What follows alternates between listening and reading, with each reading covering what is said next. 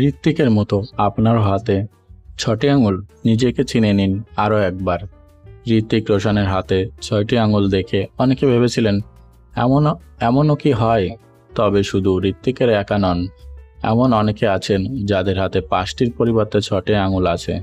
এমন জাতকের স্বভাব ও ব্যক্তিত্ব সম্পর্কে জানা যায় হস্তরেখা ও সমুদ্র স্বাস্থ্য বিচার করে। শাস্ত্র অনুযায়ী কেমন হন ১১ আঙুলের ব্যক্তিরা?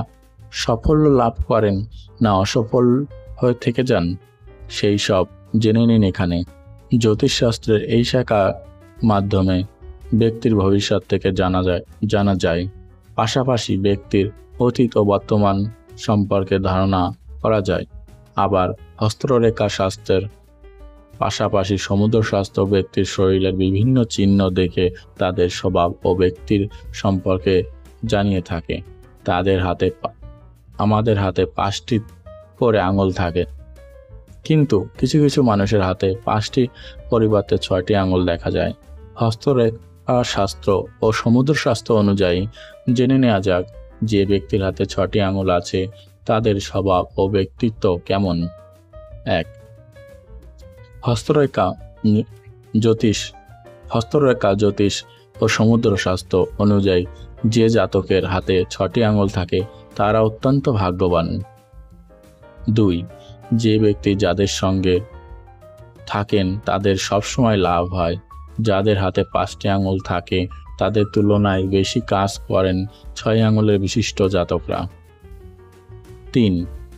অনেকের হাতে কেড়ে আঙুলের পাশে ষষ্ঠ আঙুলটি থাকে, আবার কারো বৃদ্ধাঙ্গুলের পাশে ষষ্ঠ আঙুলটি দেখা যায়। শুধু হাতেই নয়, পায়েও 5টি পরিবর্তে 6টি আঙুলও থাকতে পারে।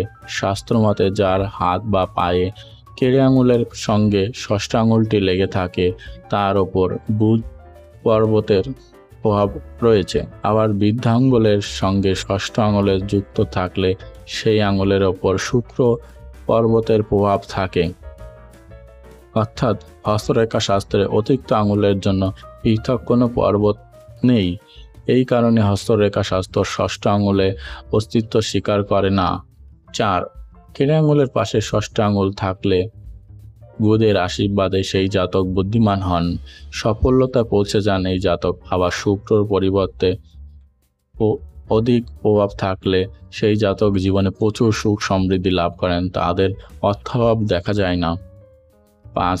হস্তরেখা শাস্ত্র অনুযায়ী যে জাতকের হাতে ৬টি আঙুল থাকে তারা অত্যন্ত ভাগ্যবান হন। এমন ব্যক্তি অধিক লাভ অর্জন করতে পারে।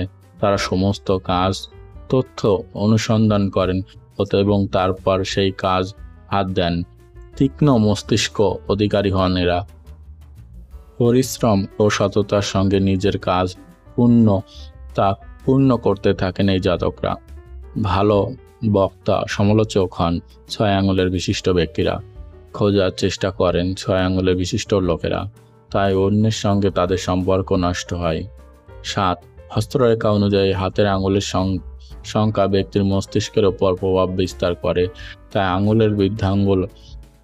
ও বৃদ্ধাঙ্গুলিকে মিলিয়ে পৃথক পৃথক মুদ্রা বানিয়ে ধ্যান করা যায়। আজকের ভিডিওটি এই পর্যন্ত। ভালো লাগলে অবশ্যই লাইক, কমেন্ট এবং শেয়ার করুন, এবং চ্যানেলটি নতুন হয়ে থাকলে অবশ্যই সাবস্ক্রাইব করুন এবং আমাদের পাশে থাকুন।